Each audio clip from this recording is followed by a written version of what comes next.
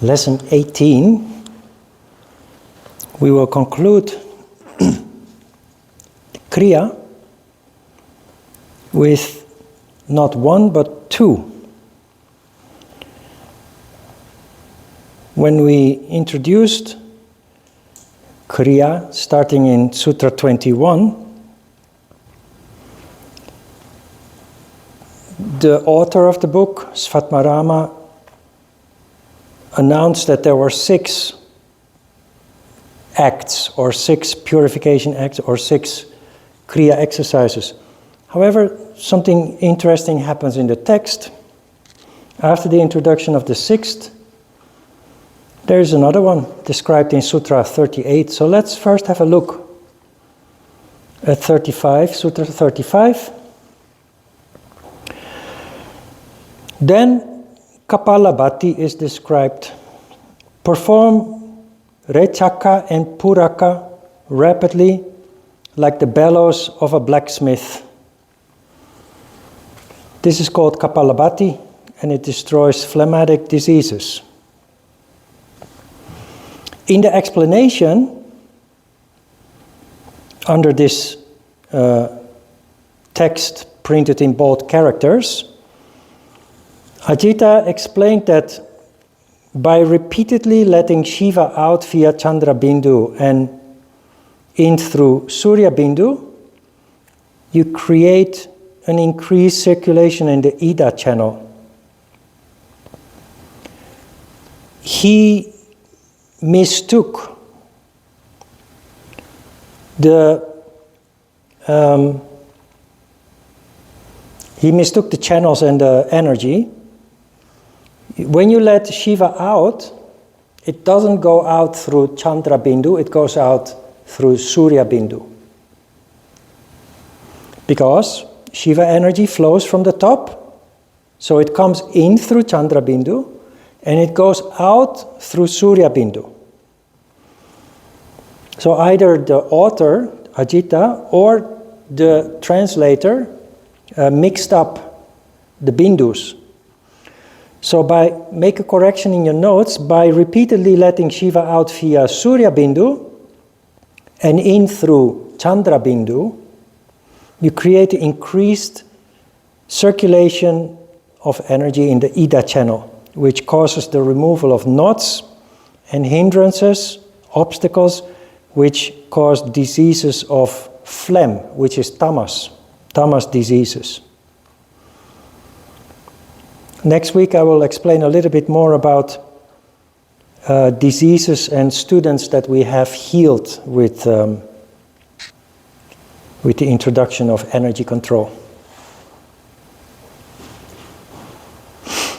Sutra 36, freed from corpulence, phlegmatic disorders, impurities, etc. by the performance of the above 6 acts. So it's a conclusion of the Kriyas.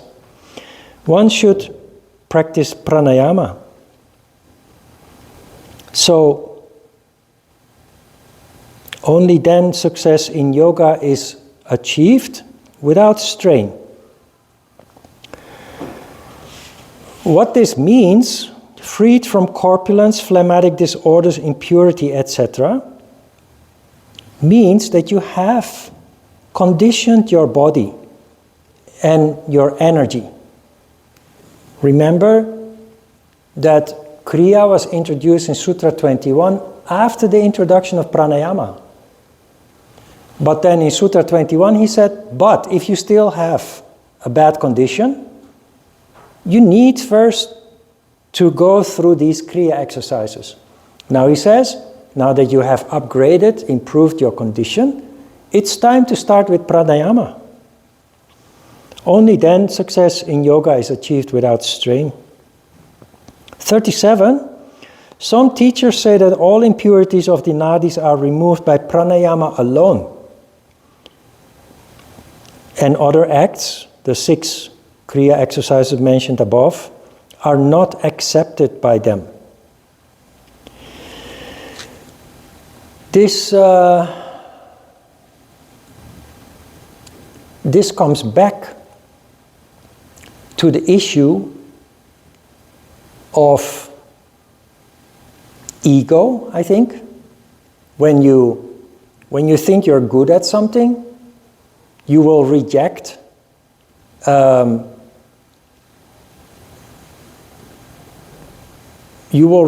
something that makes you feel inadequate or stupid, because when you finish chapter 1 and you have prepared yourself, pranayama is introduced, you don't want to take a step back. Ego doesn't want to let you take a step back. But as you have noticed, there is a very logical build-up in these Kriya exercises, and even if you don't need them, it's very interesting to go through them and understand how it all works, and to understand also the very systematic approach that yoga has to all this, because you don't find that systematic approach only here, it's in everything that you do. Most teachers are not aware of that systematic approach, in that logic. But if you understand it, it's a very powerful system.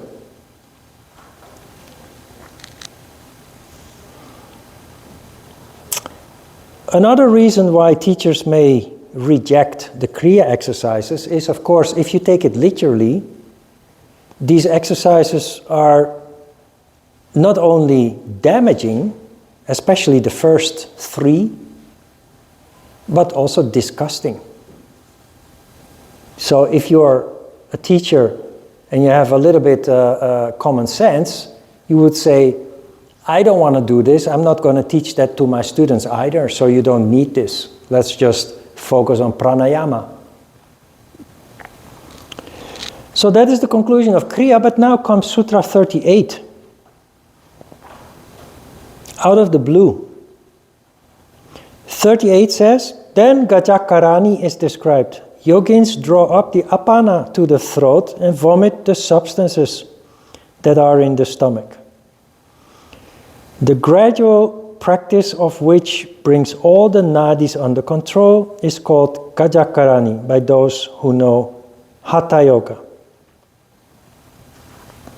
If you don't understand the logic, and you don't understand that pranayama is actually energy control, this totally doesn't make sense.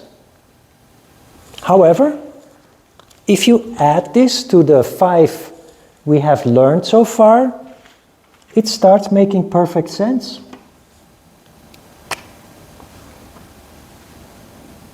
This is the final preparation, both Kapalabhati and Gajakarani, before the start of pranayama next week.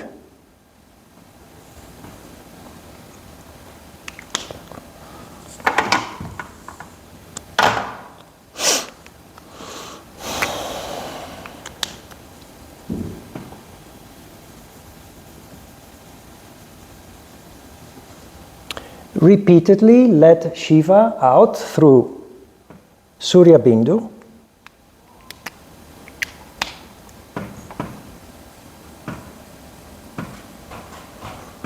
Don't forget to change that in your text. Repeatedly let Shiva out.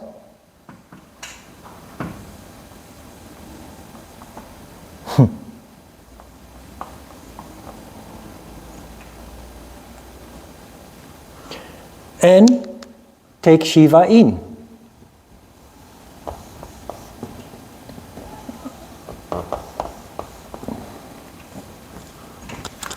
Repeatedly let Shiva out and take Shiva in. Then,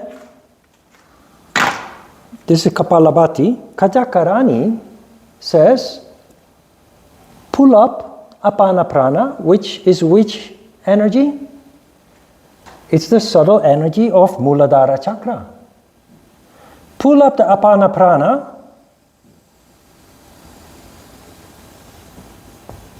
and vomit the substances out.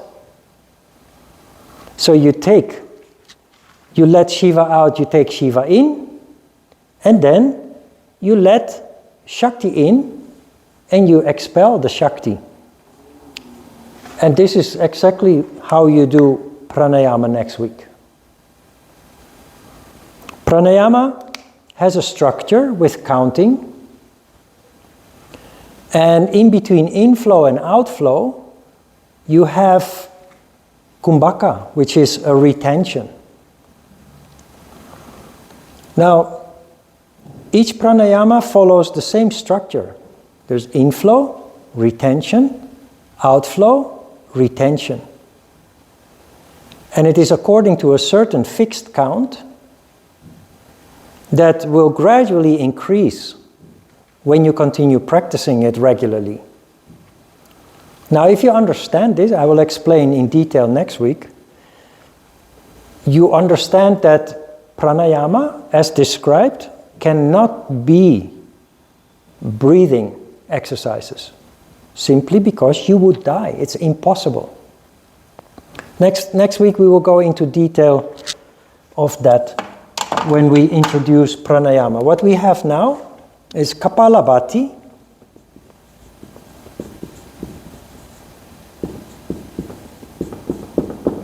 Gajakarani,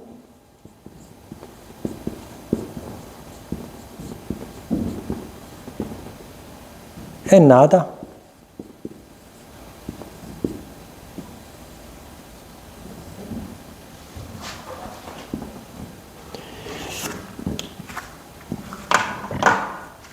Let Shiva out, let Shiva in, and repeat several times.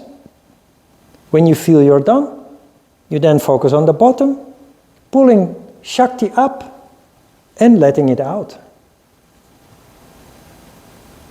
Child can do it. Ajita always said a child can do it. Why? Because children are not skeptical. You tell them to imagine something and they will just close their eyes and imagine. Adults become skeptical and say, impossible or ridiculous. So you have to kind of adopt the mindset of a child. Just play and try it out and see if it actually works. And next week with the pranayama, you will see that it really works. The problem that we have as healthy people is that when you're healthy, the effect of pranayama is less palpable. When you're sick, however, and you do pranayama and you heal, the effect is very clear. And next week I will tell you about some examples of former students suffering from chronic diseases, which means doctors have no cure for that. They actually found healing through pranayama.